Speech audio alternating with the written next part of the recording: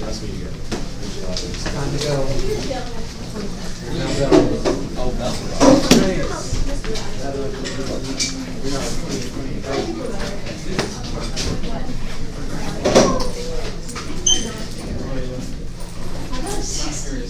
That's because I did both parts in an hour though.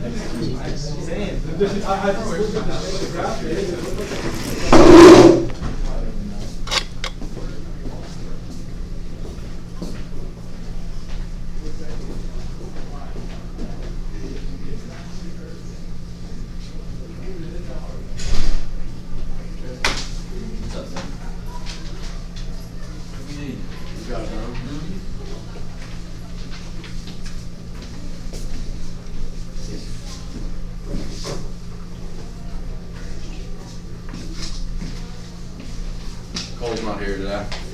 I know. I went turkey hunting with him this morning. Huh? I went turkey hunting with him this morning. No, you didn't. Yeah, I did. Y'all killed it? No.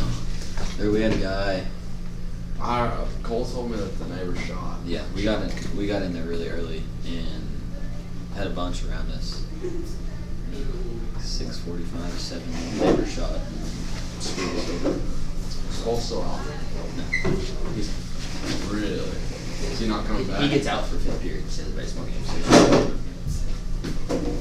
he wasn't here for 3rd. He wasn't here back in time for 3rd period. I thought you and Cole weren't going. Or I thought you weren't going, Cole. I thought he was going to be like last week or yesterday. He's not like turkey hunting Cole's land. There's no way to go down. Well, it was a school day.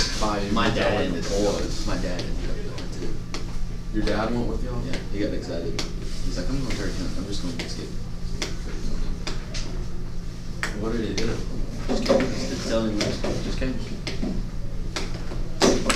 Am I sitting in Cole's seat today, Mom? Oh yeah. Yeah. I'm good. Think No. Hopefully not. No. Dr. Grissom. What am I doing today? Grissom's like Casey David. So bad. So bad. She was screaming at us because she didn't make enough copies. She was screaming at us because she didn't make enough copies. I got school business. You should leave. I don't want to miss a word. What's all that word? See, you're talking too. Yes. Just go. I'll send it to you. I'm off. You know, You have school business, you're out. no, but I'm off. Why? She thinks they put Let's go to golf course. That's what I'm supposed to do. Johnson, I forgot my calculator on the charger. Yes. I tried to holler at the end of last class, but Oh, sorry. I don't know that it charged though. It looked like It it did like 75%. Oh, okay, good. I was freaking sure I was in the backyard. But I backed off. I saw your video. Can I flip this back? Flip them back. Why did you not find it? I just don't care. I say you go right now and that's what you put out. I just tried to move them quickly after testing this morning, so. Let's see, here today.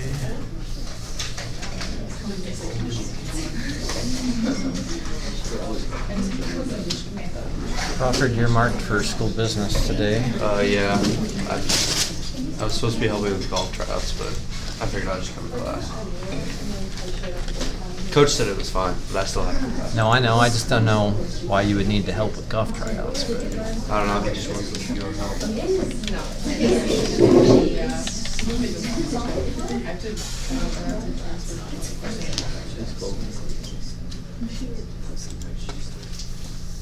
okay, we're not going to have a tardy bell here because of testing this morning, but I do need you to get out the 3 handouts that we started looking at after the test last time. You should have numbered those as 109, 110, and 111.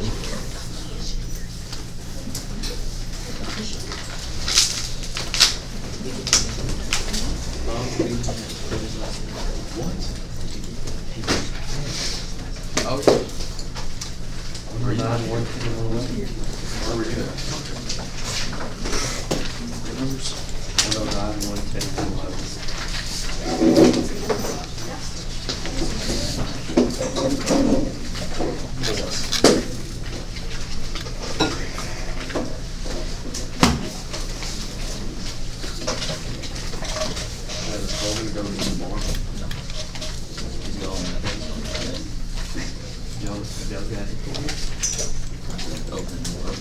All right, so again, we don't have tardy bell here, but it is time to get started. So I'm going to do the 2-minute version of the review over 109. I went over that entire worksheet with you last time, but just kind of a quick reminder.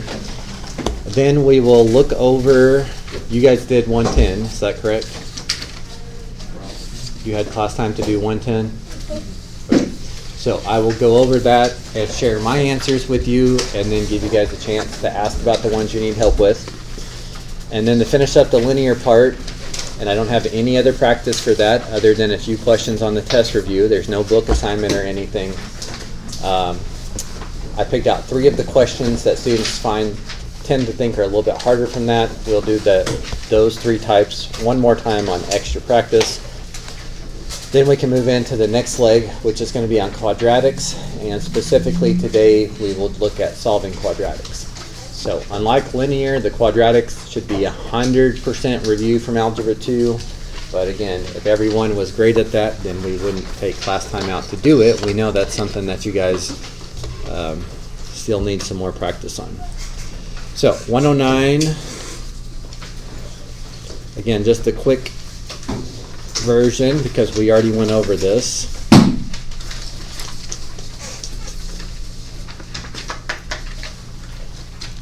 Just kind of remind you what we talked about. Okay, so we talked about different forms of the equation: point slope form, slope intercept form. I emphasized why I liked point slope form, and we talked about how you could go about finding the slope. So questions 1 and 4 gave us 2 points. So I did the slope formula to find the slope, and then I plugged a point into point slope along with the slope and got the equations. Similar idea with question 2, except I had to know the slope was 0. So in question 2, we talked about what we need to know about horizontal and vertical lines. And then in question 3, same thing, we had a point, but the slope was still yet to be determined. So for question 3, you had to remember some stuff about parallel and perpendicular lines. 5 and 6 was new for most people, direct variation, but I have highlighted the stuff that you need to know to be able to do those. They're no harder as long as you know those 2 highlighted things. That direct variation goes through the origin, and instead of calling the slope, we would call it the constant of variation. So since this one went to the origin and through this point, I did slope formula to find the slope, plugged in this point into point slope, and that's how I got that answer. Number 6, I did the slope formula to find the constant of variation, and even though the question didn't say it, I wrote the equation of the line because it's basically a formula that tells you all the points. So when x was -2, I plugged that in here to figure out what y would be. But again, it's just like questions 1 through 4, but you have to know these 2 things. It goes through the origin, and instead of saying slope, it's going to say constant of variation. The back page was about graphing. So number 8 was a vertical line, so that one's easy as long as you recognize it as a vertical line. Number 7 was not in slope intercept, so I solved it for y equals, so it was in slope intercept. It gave me the y-intercept for point 1, and then I counted rise over run with the slope for point 2. Number 9 is one of the question types we'll practice more, but a piecewise function. I graphed y equals -4 and kept this part of it. Y equals 3x minus 2, kept this part of it, and y equals 2 and kept that part of it. Keep the pieces that it tells you to keep. That's why it's called piecewise function. Okay, question 10 was wanting us to look at the absolute value of x. That's going to help us with the last question on here. So knowing that's a v that goes through the origin. So if you shift it right 1, it would look like this. Okay, like the first graph, you should be able to change something to slope intercept. So solve for y equals, which is what I did in number 11. Subtracted the 2x over and divided by -5. And then the last question, which this is one type that we'll practice more on the next handout, was changing an absolute value into a piecewise function. So I like to use this one as an example because this is one you should know the graph of. Part of the equation comes from the stuff under the absolute value. Part of the equation comes from the stuff, the opposite of the stuff under the absolute value. Think about where it switches places. at 0, to the right for the red, to the left for the purple. That same pattern is going to carry over into this one. Part of it was 3x minus 1, the stuff under the absolute value. Part of it was the opposite of that, and I distributed the negative. To figure out when it stops being this one and starts being this one, I had to dig a little bit deeper. It's not like this one where I know what's happening at 0.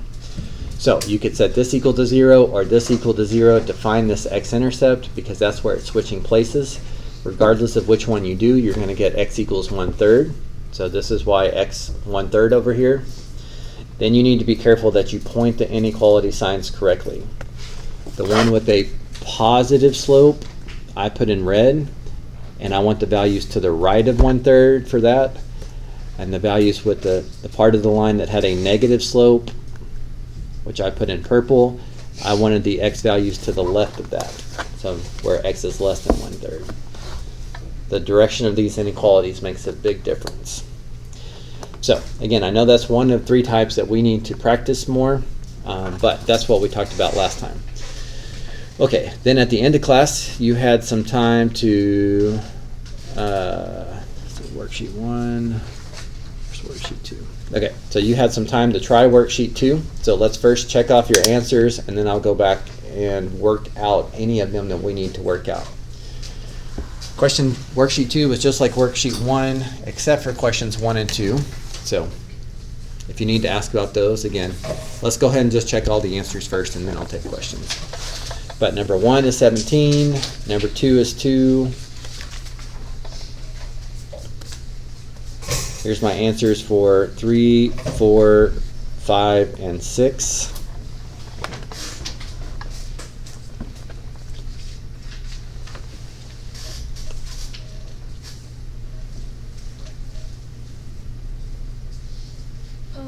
For number 5, would it not be y plus 3? Yes, it should be. Thank you. It should be plus 3. Should be y minus negative 3, which makes it a plus 3.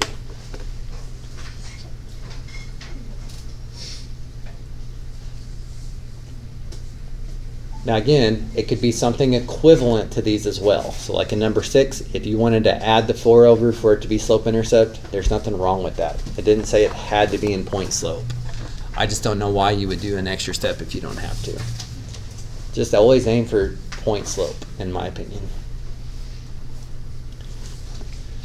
Okay, so again, I can come back to those and take your questions in a minute, but number 7, this is the equation of my line. And in question 8, it wanted 2 things. Constant of variation, also known as slope, was -8. And what is the y value when x was -3? I got 24.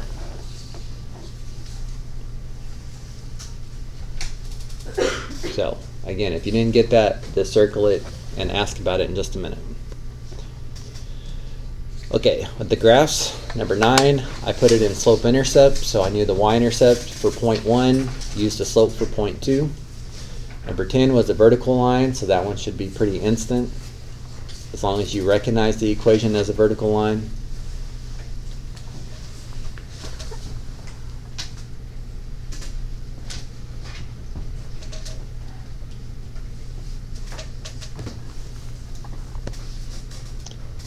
Number 11 is one of the types we'll practice more on the next page, but piecewise.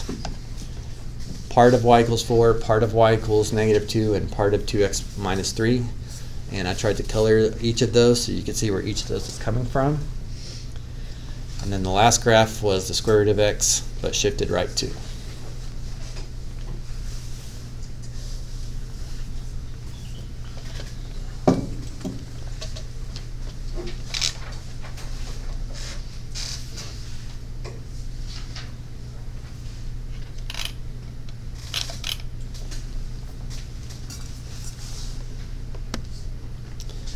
Okay, 13, solve it for y equals to get it in mx plus b. And then number 14, part of it was 3x minus 4. That was when x was greater than 4/3.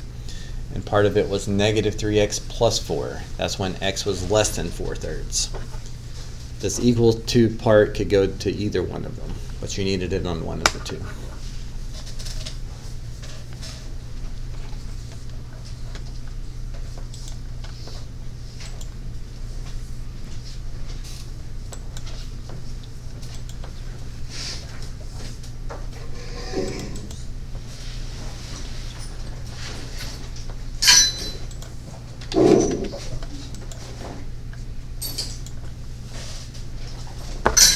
Okay, so now that I've shared all my answers to worksheet 2 with you, which ones did you have trouble with, or which ones did you not come out with the right answer to?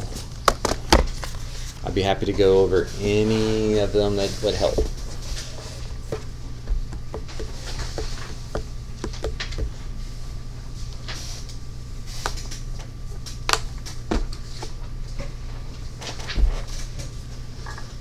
You don't need to see any of these worked out in detail on worksheet 2. Just clarifying.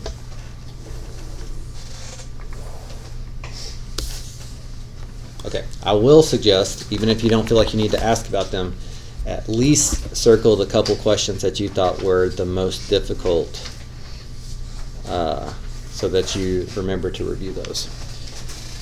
Okay, then the last handout for our linear is this one that's called extra practice. So I put together 2 more direct variation questions, 2 more graphing piecewise functions, and basically 2 more changing absolute value functions and the piecewise functions, the things that students usually say that they find to be the hardest. So what I want to do is slow down just a little bit. I feel like we're going a little quick here, but I'm going to do a quick reteach for question 1, 3, 5, and 6, and then I'll give you a few minutes to make sure that you can do 2, 4, and 7, the same type of questions. And again, other than a few questions on the test review, this is all I've got for you from this section.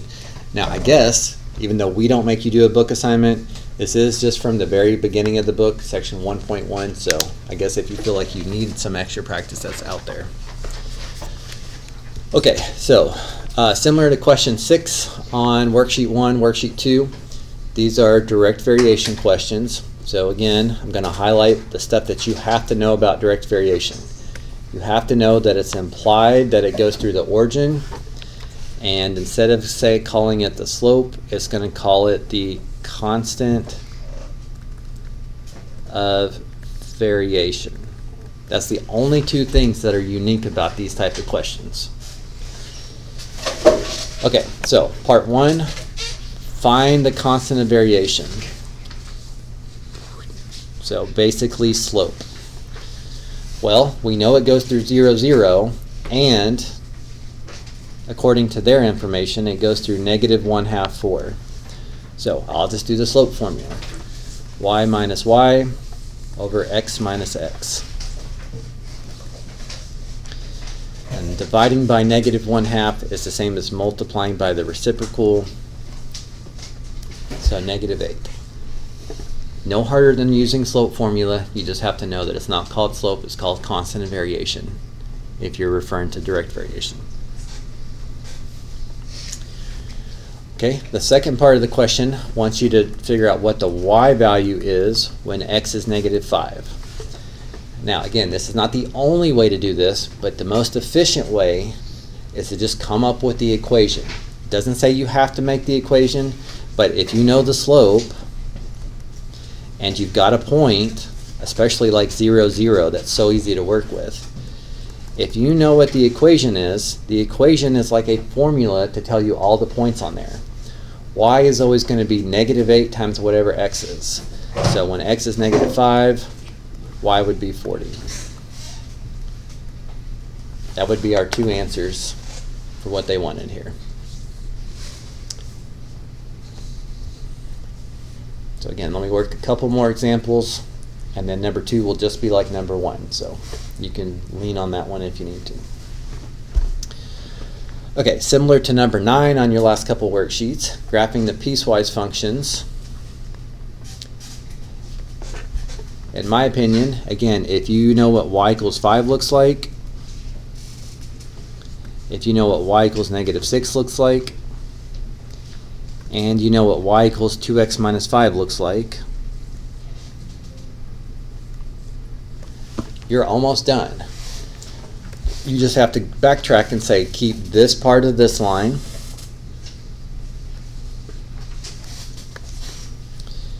we need to keep this part of this line,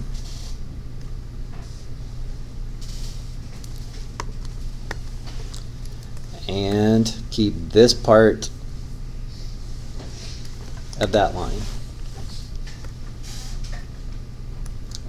And then you should be finished.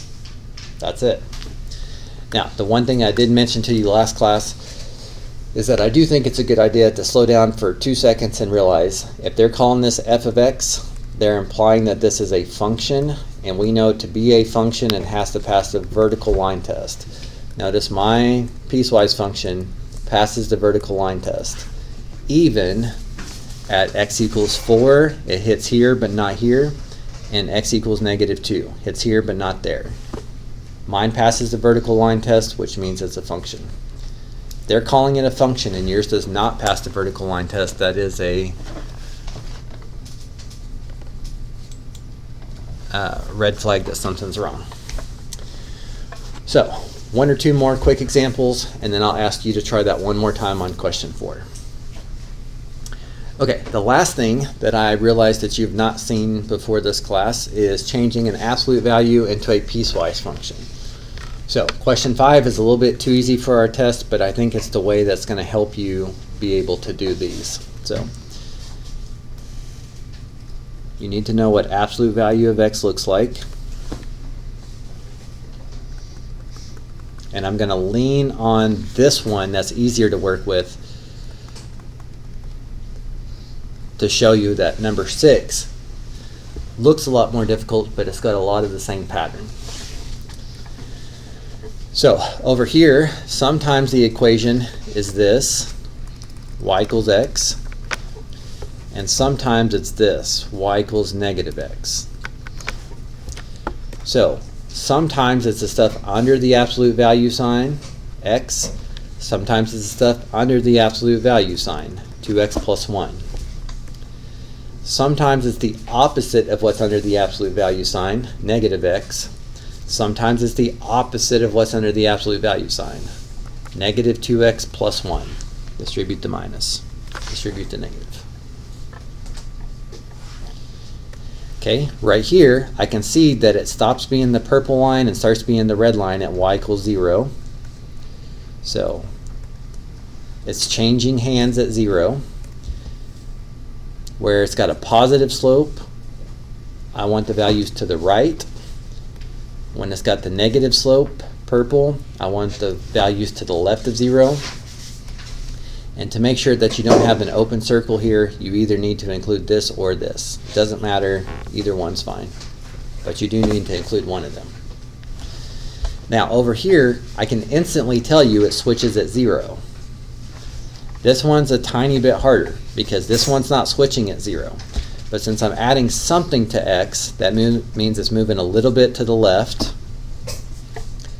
So again, I'm coloring this red. I know it goes with this because this is the part that has a positive slope.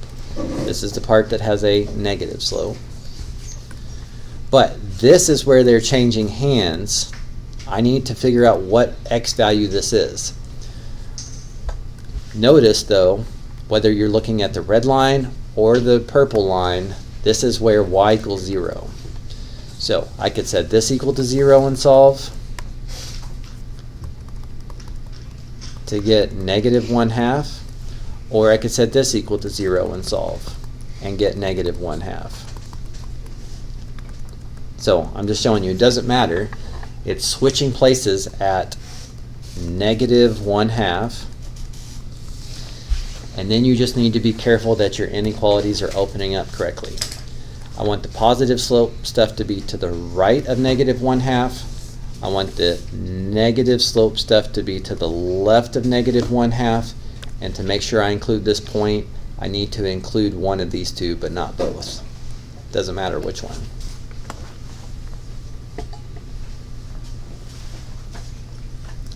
So again, you really need to lean on what you know about absolute value of x, because you get to just kind of carry that over. Okay, so with a little more focus on the harder questions, take a few minutes now. I'll go ahead and set a timer, but look at what we did on question 1. Try to absorb that information, and then try to apply it on question 2. It's the same question type. Then take a minute, look over question 3, think about what I said on that, see if you can execute it correctly on number 4. Looked at what I said about 5 and 6, how I got the answer to number 6 by thinking about the answer to number 5, and then you try that on question 6.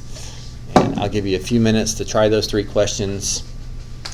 And while you're working them, I will work them also, but I'll freeze my screen here, and then when the timer's up, we'll compare and make sure that you really are okay before we move on to quadratics.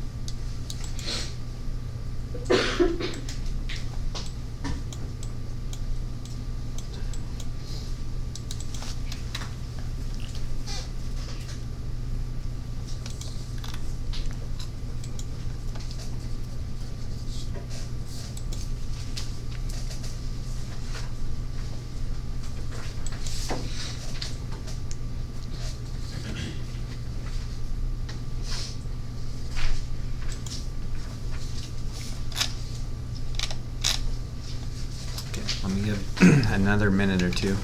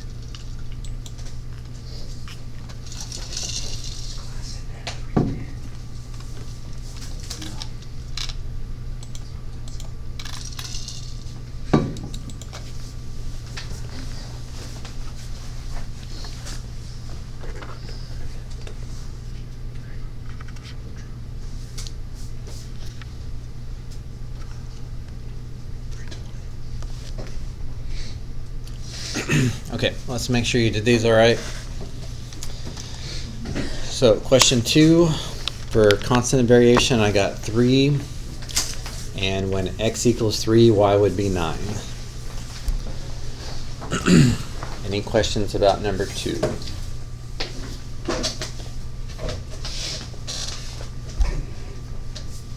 Okay, then number 4, piecewise function. In red is y equals x. He only exists when x is equal to 5. So that's a closed circle. And greater than 5, that would be to the right. It's y equals 2 in purple, and only when he's greater than -4, open circle, less than 5, open circle, because I didn't include those. And -x minus 5, which originally I had graphed the whole thing, but I only kept it where it was equal to -4, closed circle, or less than -4 to the left. Anything else about 4 you'd want to ask?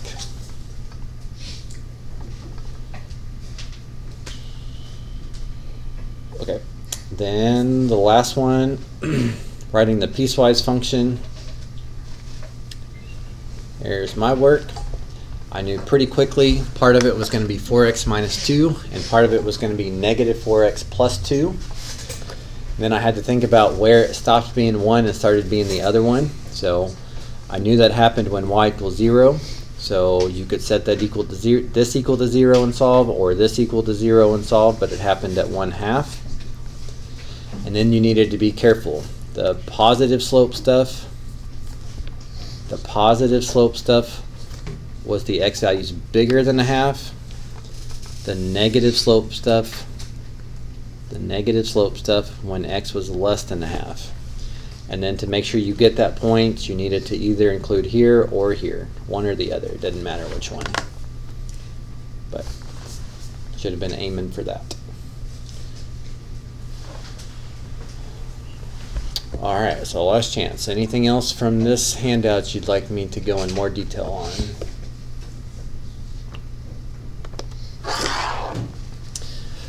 Okay, then let's go ahead and move on. So again, our next test, it's still about 4 classes away, but one part of it will be linear. So these 3 worksheets summarize everything you need to know for linear.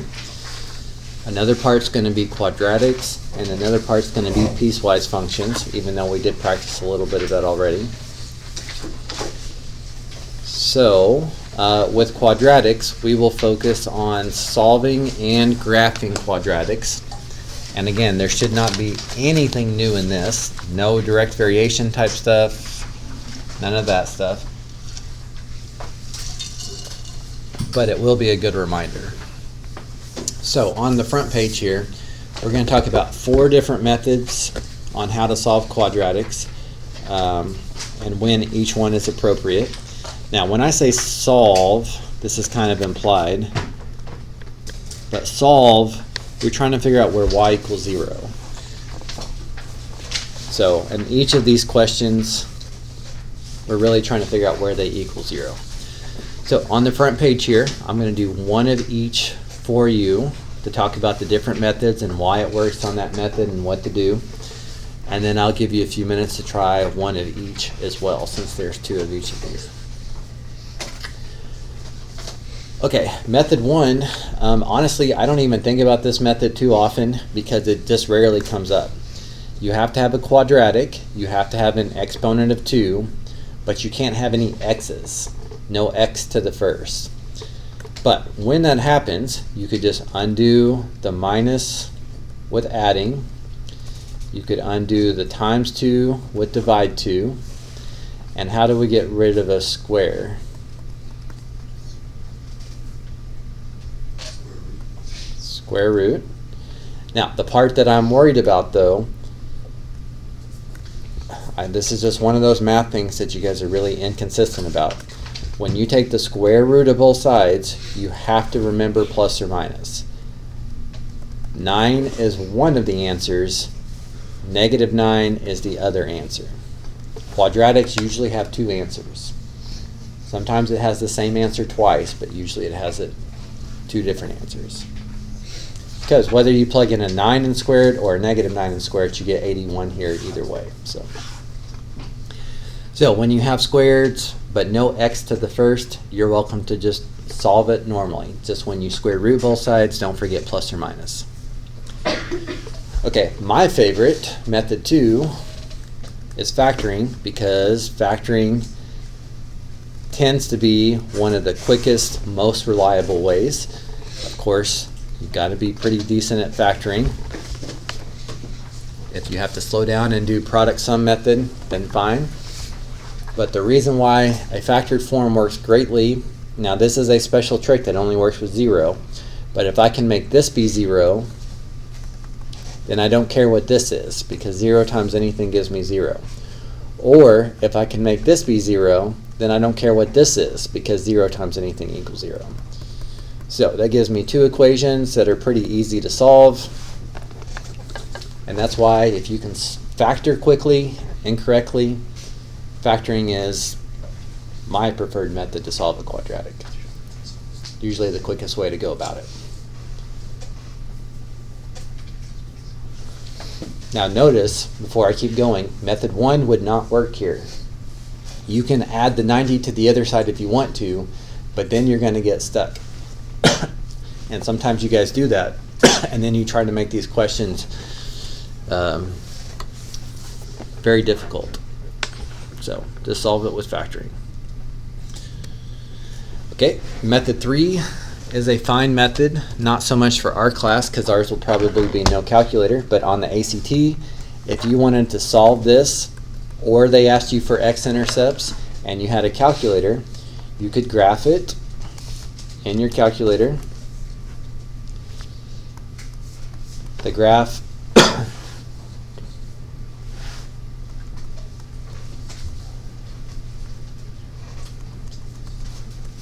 looks like this.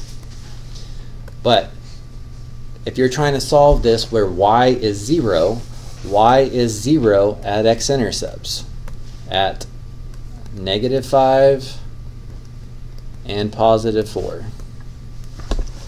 Easy way to see where it equals 0. Probably the quickest way, except for factoring. I could probably factor it and get the answers quicker than I could graph it in my calculator. But you need to know that's a method. That's a fine method when you have technology. Just don't count on that one. Okay, and then that lends us to the most important method, which is quadratic formula. And now we will only barely touch on this one today, but the back page of your handout focuses a lot on quadratic formula because we know this is the one you need the most practice on. But this is the most important. This is the only method that always works. Quadratic formula is the method that always works. So if you only know one method, it has to be quadratic formula. Some questions have x's to the first where you can't use method 1. Some questions don't factor nicely like method 2. Sometimes you don't have a calculator or the answers are somewhere decimal you don't recognize to be able to do method 3. So for quadratic formula, the parts that you have to remember to do this is you have to know where the values a, b, and c come from. A is the coefficient of x squared, b is the coefficient of x, and c is the constant. You have to memorize the quadratic formula. Quadratic formula never changes.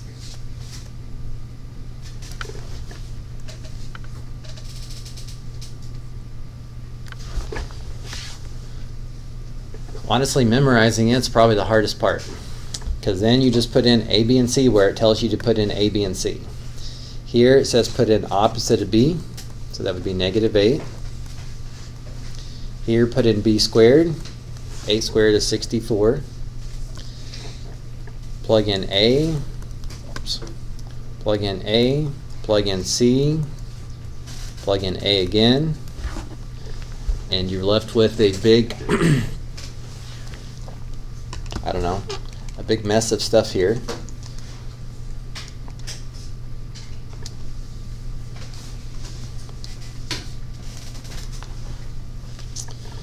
But you can do this arithmetic. 2 times 4 is 8.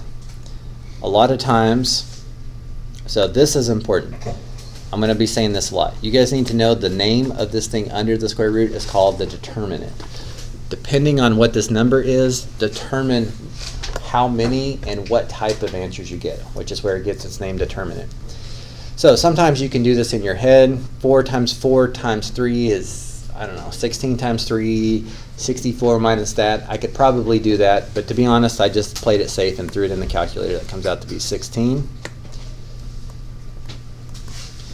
And now here's where we got to get some practice on those other pages. Sometimes this is not a perfect square, but it looks like our answer comes from the square root of 16, which is 4.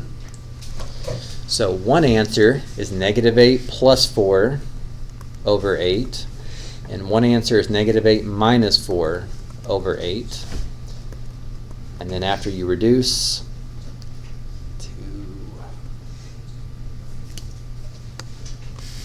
divide by 4, divide by 4. You get your 2 answers. So again, my preference would have been to factor, but we got to practice quadratic formula so that we can use it. Now where A, B, and C come from, memorize quadratic formula so that you can plug in A in 2 spots, B in 2 spots, and C in 1 spot. I did this arithmetic, got 16, which simplifies nicely. And then just read what it tells you to do. -8 plus 4 over 8, -8 minus 4 over 8. I just reduced this fraction and reduced this fraction. Quadratic should have up to 2 answers. Unless the determinant's 0 and then you get the same answer twice. But alright, so you don't need to put too much worry into this because again, we're going to practice, I don't know, like 10, 12 of those questions. A couple of them today, and then some of them next class. But our next step would be for you to practice these 3 methods. So go back, think about why I was able to do this on question 1, and you try to do it on question 2. Look at the method for 2 to try question 4.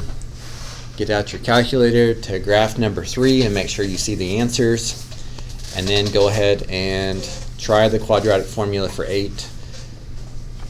Feel free to use a calculator with the arithmetic and see what you come up with that. So I'm just asking you to practice 1 of each for right now. And I will give you several minutes to do those 4. First 3 shouldn't take very long, and the last one I expect should take you a few minutes.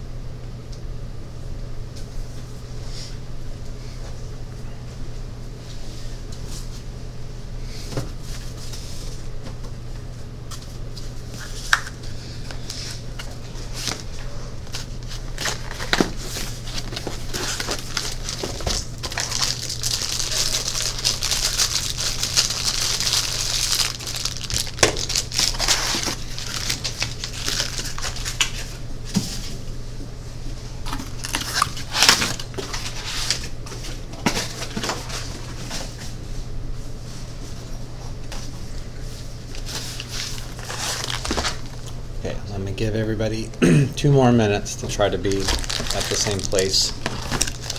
Try to finish the rest of the front page in 2 minutes, please.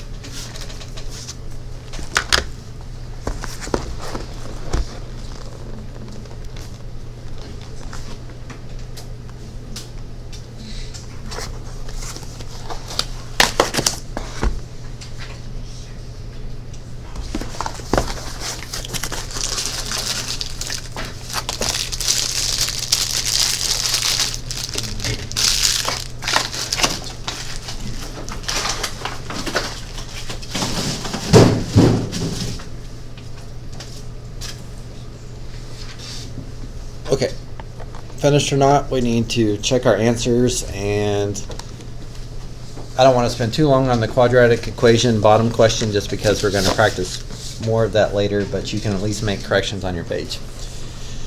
So, number 2, add the 125 over, divide both sides by 5, and then when you take the square root of both sides, don't forget plus or minus.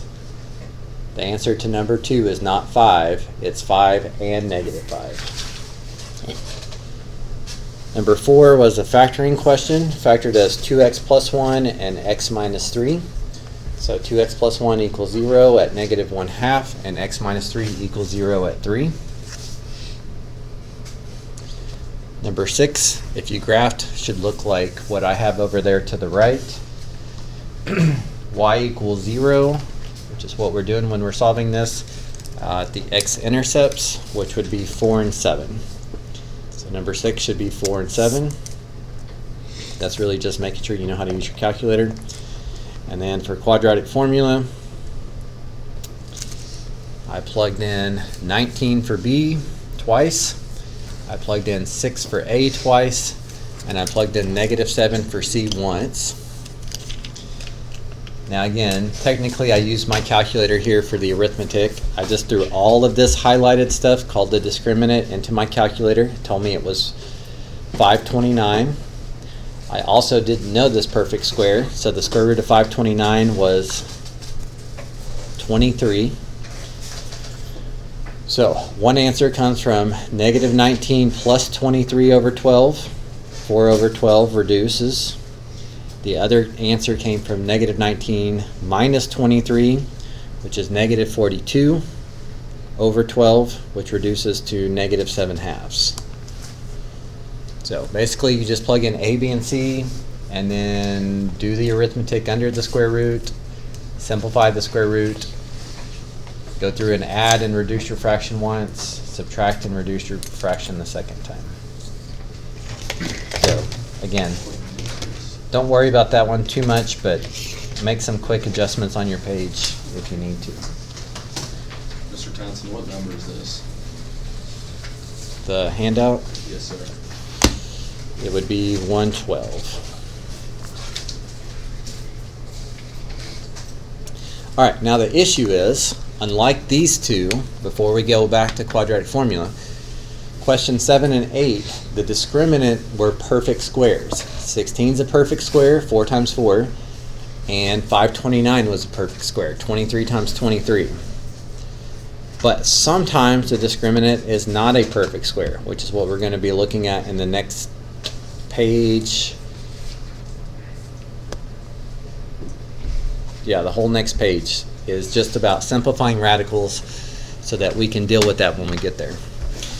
Okay, so the first row, there should be questions you should be able to answer very quickly, but we'll stop and think about why they work that way so that we can do other ones that are not perfect squares. The square root of 25 is 5, the square root of 16 is 4, the square root of 100 is 10, and the square root of 79 is 7. But the reason why the square root of 25 is 5 is because you can think of 25 as 5 times 5. The square root of 16 is 4 because you could think of 16 as 4 times 4. The square root of 100 is 10 because 100 is like 10 times 10. Instead of saying 49, you could say 7 times 7. And that's why the square root of 49 comes out to be 7. Now, this helps us if we think of it this way, because 125 is not a perfect square, but sometimes we need to simplify the square root of 125 for the quadratic formula. So there's two good ways to do this. Caroline, you want to put your phone up? Join us. I'm going to show you both ways, but I'm going to explain to you why I think you should do it one way over the other way. So, the way I think you should do it is what's called prime factorization by using a factor tree. You get to think of any two numbers that multiply to 125. If it's prime, you stop. If it's not prime, you break it down also. So, instead of saying 125, you could say 5 times 5 times 5. Prime factorization just means find the prime numbers that multiply to that number. Now, we don't talk about this very much, but when we say a square root, it's an implied index of 2, which means you need 2 of the same thing inside, 2 of the same thing inside to bring one of them outside. So on this one, if I compare up these two 5s inside to become one of them outside, and then I can see there's 1 5 left behind. So the square root of 125 is 5 square root of 5. The other way you can do this, and I'm only going to point this out because I know some of your Algebra 2 teachers taught it to you this way, and it's good enough to get by with the quadratic formula, but I'm still going to emphasize this method. Square root of 125, sometimes you can think of this as if you can split apart a perfect square like this. 25 is the same thing as 25 times 5. The square root of 25 is 5. The square root of 5 doesn't simplify. So you can get the same answer doing it that way. The reason why I think you shouldn't make a habit out of that is because there are things called cube roots and fourth roots and fifth roots. And if you do it my way, the factor tree way, if you want a cube root, you just need 3 of the same thing to bring one out. If you want a fourth root, you need 4 of the same thing to bring one out. If you need a fifth root, you need 5 of the same thing under the radical to bring one out. Whereas if you only do this method, your brain's not going to want to try to process that the same way. Okay, so let me go. So again, I'm going to focus on this method for that. I just think it's more versatile when you need it for other things. So if I needed to know the square root of 27, I would think about 27 is really like 3 times 3 times 3. So 2 3's under the radical can group up and come out. 1 3 is left behind. Square root of 27 is the same thing as 3 square roots of 3. 8 is like 2 times 2 times 2. So these two 2's can group up to come out. This 2 had no one to group up with, so he got left behind. Square root of 8 is 2 square roots of 2. 12 is like 2 times 2 times 3. So I've got a pair of 2's that can group up and a 3 left behind. Square root of 12 is the same thing as 2 square roots of 3.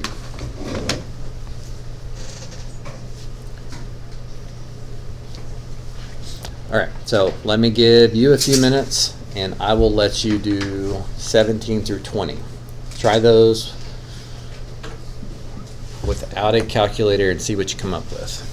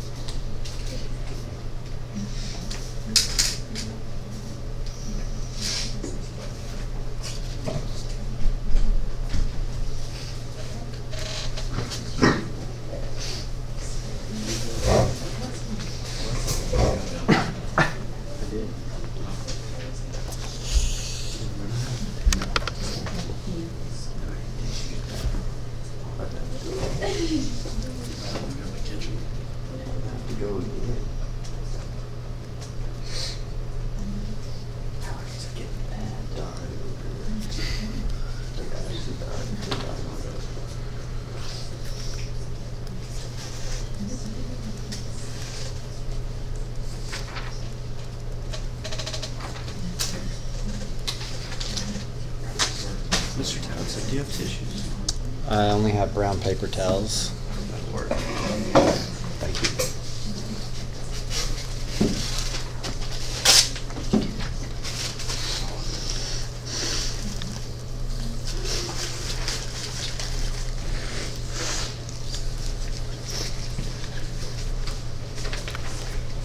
Okay. Oh, sorry. You can't even see my work. Okay, I just did all 4 of these very quickly, so there's a chance I had a mistake here. So y'all need to speak up if you disagree. But square root of 18, I got 3 square root of 2. Square Square root of 75 is the same as 5 square roots of 3. Square root of 80, 4 square roots of 5. And number 20, 2 square roots of 21. Anything that comes out gets multiplied together. So in 19, you should have brought out 2 2s.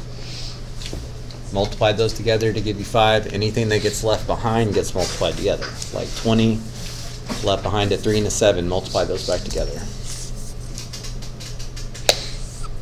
You guys okay with those? Okay, and just kind of, I don't know, this isn't super important, but this might be helpful to you someday. If you simplify a radical and you're not sure if you did it correctly, one thing that you can do if you have a calculator, like if I do this last question, it was the square root of 84, and then what I say the answer was, 2 square root of 21. Is that what I said the answer was? Okay. Well, if it's really 2 square root of 21, they should be the same decimal. When we're simplifying these, we're just making them look nicer. We're not really changing their size. The problem is, that doesn't mean I simplified it completely. It just means I didn't mess it up. It means that those are equal at least. So sometimes comparing those decimals helps.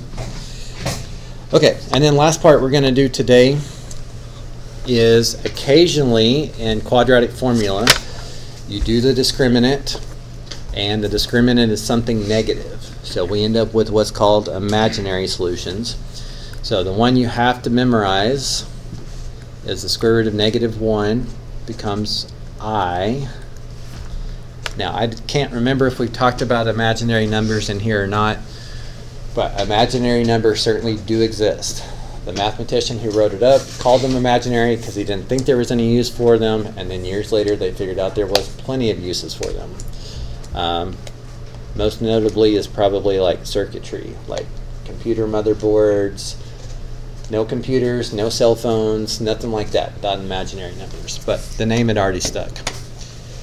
So on these type of questions, if you have a negative under the square root, just bring it out as an I, just do it right away, and then the square root of 4 is still the square root of 4.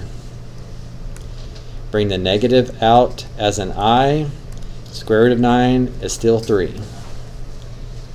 Bring the negative out as an I, square root of 81 is still 9. It's just adding one more step to what we just did. You still simplify the radicals the same way, but if there's a negative under the square root, bring it out as an I. So I'm going to do one more with you and try to highlight what I like about this, and then I can give you guys the rest of class, which will be about 15 minutes, just to get the rest of this page. You don't have to go any further than that. We'll worry about that the next class. So again, before I forget, negative under the square root, I'm going to pull out as an I right away so I don't have to worry about it. And now I'm just going to deal with the square root of 216. Now, 216 is a pretty big number, but one reason why I like these did y'all learn factor trees? I don't know if that's still a thing. Okay. The reason I like factor trees is, yeah, 216 is a big number, but all I have to do is think of one number that goes into it evenly, and then the number gets smaller and smaller and easier to deal with and easier to deal with and easier to deal with. So the factor tree just makes it very manageable. There's no way I would have realized in my head, instantly at least, that 216 is the same as 2 times 2 times 2 times 3 times 3 times 3. But with the factor tree, it's pretty manageable. I was able to do that while I was talking the whole time. So I've got a pair of 2s that can come out. I've got a pair of 3s that can come out. So the stuff that's outside is a 2, a 3, and an I. Multiply all that together. The stuff that's left behind is a 2 and a 3. Multiply that stuff together. The square root of negative 216 is the same thing as 6i square root of 6. Just pull out the negative as an I and then simplify it like any other radical. All right, so again, if you guys would practice the last couple of those, you got 7 more of them, and you got about, with our reduced schedule today, still got about 15 minutes to do so. And if you can get those done for me, then you don't need to worry about any homework between now and Wednesday. And if you have a question, I need to go throw these in the math closet real quick, but otherwise I will be available to help if you want to get some help. At the very least, you might want to compare answers with your neighbors at the end just to make sure that y'all are getting the same thing.